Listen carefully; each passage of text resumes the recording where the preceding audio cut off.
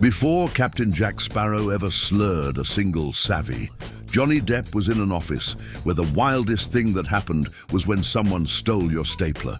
Imagine a room with beige walls so bland that even coffee gave up trying to stay hot. That's where young Johnny sat, headset on, eyes half asleep, ready to convince strangers that what they really needed in life wasn't freedom, wasn't love, wasn't art, but a pen. Yes, a pen. Johnny had the voice for it, smooth and charming, but his heart wasn't in selling plastic sticks of ink. The script was robotic. "Hello, sir. May I interest you in the world's finest ballpoint writing instrument?" And while his mouth read the words, his mind wandered.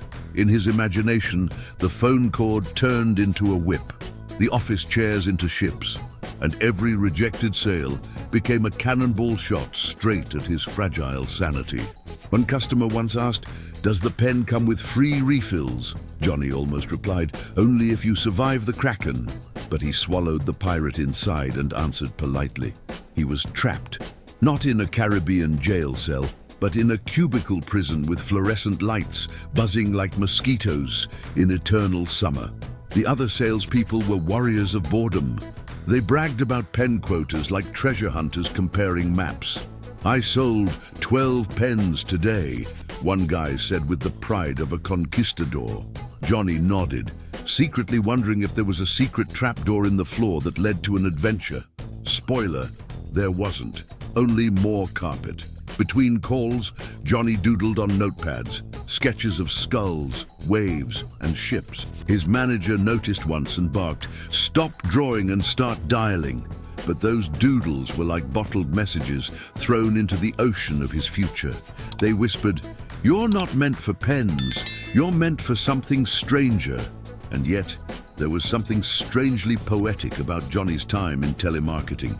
Every phone call was a performance, every rejection a dramatic twist, every successful sale a standing ovation that only he could hear. Little did his boss know, Depp wasn't rehearsing for a career in sales. He was unknowingly rehearsing for the most eccentric pirate the big screen would ever see. So while his co-workers sharpened pencils and bragged about commissions, Johnny quietly sharpened his imagination. The headset became a crown, the phone a sword, and the office itself a sinking ship. And in the middle of that corporate ocean, a pirate was being born. He just didn't know it yet. Johnny Depp didn't stay in pen-selling purgatory forever. He had bigger problems, like figuring out how to escape without being chained to a cubicle ghost for eternity. One day, while holding the phone receiver like it was a sacred artifact, he thought, what if I just left? Not left the office for lunch, not left to grab a smoke, but left this entire dimension of boredom. And that's exactly what he did. Slowly, awkwardly, like a pirate sneaking out of a ballroom. But freedom didn't immediately bring stardom. No, freedom brought stranger jobs. Depp bounced around like a confused circus performer in a world without a circus. He tried odd gigs, the kind you don't put on a resume unless you want future employers to laugh. He sold ballpoint pens one day, worked as a mechanic's assistant the next, even dabbled in construction, though his hammer skills looked more like a drunken sword fight. In every job, Depp was there but not really there. He was half on Earth, half inside some other worldly theater in his head. When co-workers complained about broken machines or late paychecks, Johnny daydreamed about duels on stormy seas, mystical skeleton crews, and whether parrots had union rights. His imagination was louder than any boss yelling at him. Once, while helping paint houses, he got scolded because the wall he was supposed to paint beige suddenly had a giant skull with flames around it. "It's creative beige," Johnny defended. The homeowner didn't buy it. Fired again. Depp's friends thought he was lost. "Johnny, man, you gotta stick to one thing," they said. But Johnny wasn't lost. He was just rehearsing for a destiny that made zero sense at the time. Every odd job gave him new props, new characters, new pieces of a chaotic puzzle. Pens, hammers, paintbrushes, he turned them all into imaginary swords. And then, one day, came the nudge that shifted his entire script. A buddy suggested he try acting. Acting! To Johnny, that sounded just as risky as selling cursed treasure maps to strangers, but also weirdly perfect. He had been performing all along, just without an audience that cared. So he took the leap. He went from selling pens to selling himself, not in a shady alley, but in auditions, where every rejection stung just like a hang-up over the phone. But at least here, the stage was real.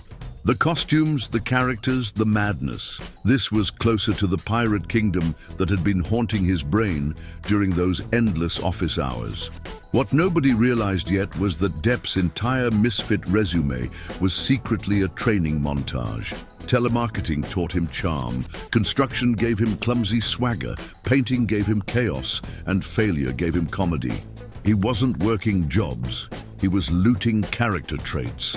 By the time he walked into Hollywood, he wasn't just another guy looking for a break. He was already building Jack Sparrow, piece by ridiculous piece.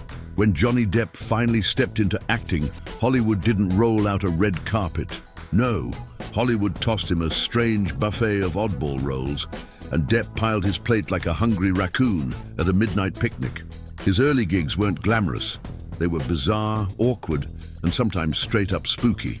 But Johnny thrived in the bizarre like a fish in glittery water. Take A Nightmare on Elm Street. Depp didn't just appear, he was devoured by a bed, literally. A bed swallowed him whole and spit out a fountain of blood like a busted soda machine. Imagine telling your old telemarketing co-workers, "Hey, remember me? I used to sell pens. Now I get eaten by furniture." Progress? Absolutely. After that, Depp became Hollywood's go-to guy for characters who seemed allergic to normal. Tim Burton entered the scene like a mad scientist spotting his perfect Frankenstein.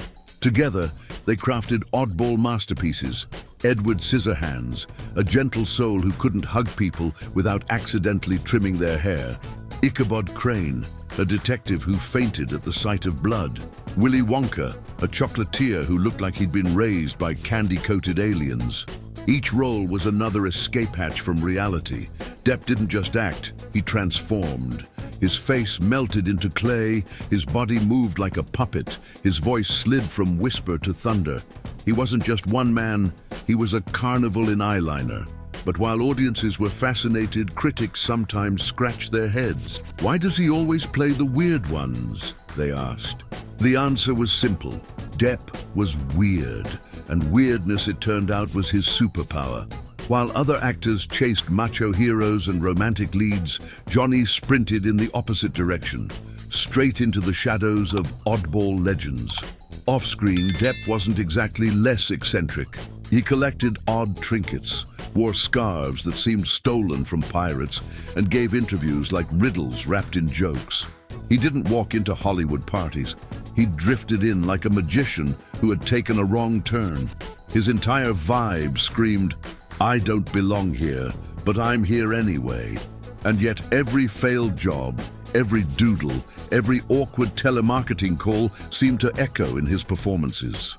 Edward Scissorhands was born from the doodles on notepads, Jack Sparrow from the improvised swagger of escaping dull offices.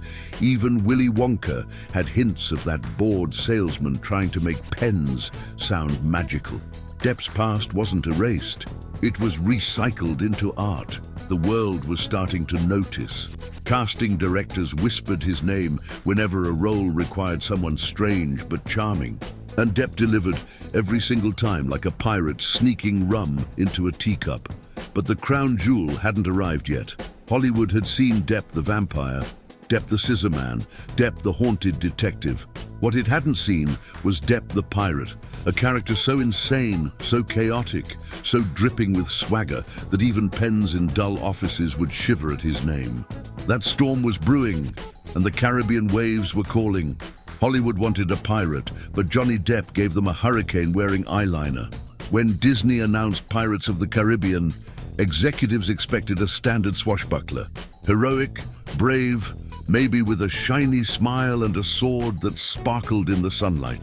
Instead, Depp waltzed in, swaying like a man who had wrestled a bottle of rum and lost eyes painted in coal, voice slurred with the wisdom of a drunken sea poet. At first, the suits panicked. Is he broken? whispered one executive. Another asked, "Why is he moving like a rock star on a sinking ship?" Depp just grinned, teeth glinting like stolen treasure, and muttered something nobody understood, but everyone somehow believed. He wasn't acting, he was summoning a character straight out of his chaotic soul. Jack Sparrow was born. Not just a pirate, but the pirate. Part trickster, part genius, part lunatic uncle you wouldn't trust with your car keys, but would absolutely follow into battle. Kids adored him, parents quoted him, and suddenly the world didn't just watch Depp. They joined his crew. The truth? Jack Sparrow was the Frankenstein of Johnny's entire life. The telemarketing days gave him the sales pitch, always hustling, always charming, convincing strangers to buy nonsense with a smile. His construction jobs gave him the clumsy swagger, stumbling through life but somehow never falling. The doodles and daydreams gave him the visual madness, the sense that reality was just a boring suggestion. All those failures were ingredients in the potion, stirred together into the most iconic pirate cinema had ever seen. And Depp knew it. On set, he improvised lines, invented gestures, and confused everyone, including himself. He'd forget cues, stumble over props, and somehow turn mistakes into golden moments. Directors whispered, "Is he sabotaging us?" But the camera adored him. What felt like chaos was actually genius. The world wasn't watching Johnny Depp play a pirate.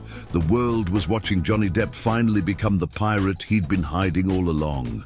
When the movie premiered, audiences went wild. Kids ran around pretending to be Sparrow, slurring, "Where's the rum?" in playgrounds. Action figures sold out.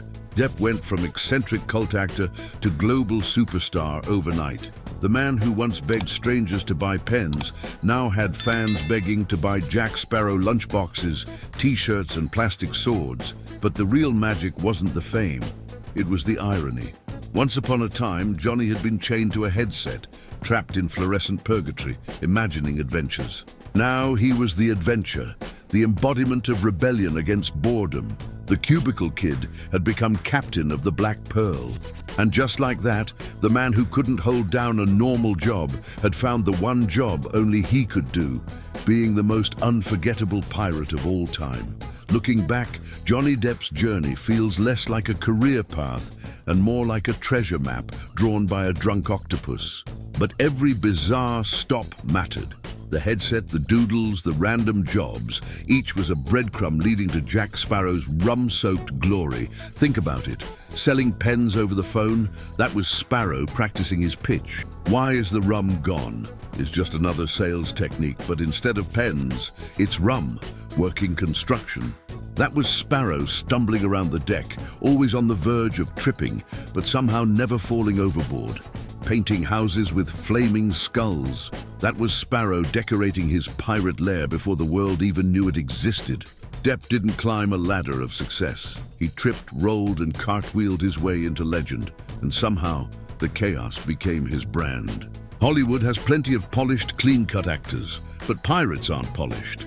Pirates are messy, unpredictable, hilarious, and that's exactly what Johnny had been training for his whole life. It's almost poetic. The man who couldn't survive a beige office became the poster child for rebellion against beige anything. His cubicle was replaced by a ship, his headset replaced by a tricorn hat, his sales pitch replaced by a wink and a slur. And the customers who once hung up on him, they now paid tickets, bought merchandise, and stood in line to see him stumble gloriously across the screen. But beyond the fame, there's a strange lesson buried under all the eyeliner and sword fights. Sometimes the weirdest jobs, the failures, the boring days, those are the secret rehearsals. You don't always know what you're training for until you're suddenly there, standing on deck, realizing your whole ridiculous past has prepared you for this exact moment. Johnny's story proves that even selling pens can be the first chapter of something epic.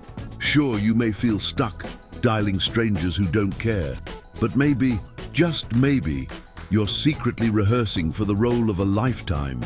Maybe you're building a pirate, a rock star, a legend, without even realizing it. And that's the punchline. Johnny Depp didn't become Jack Sparrow despite selling pens. He became Jack Sparrow because of selling pens. The absurdity of those jobs wasn't wasted. It fermented like rum until it exploded into cinema history. So next time someone tries to sell you a pen over the phone, don't hang up too quickly. Who knows? On the other end of the line might just be the future captain of the Black Pearl, doodling skulls on notepads, dreaming of escape, and secretly rehearsing the swagger that will one day change Hollywood forever.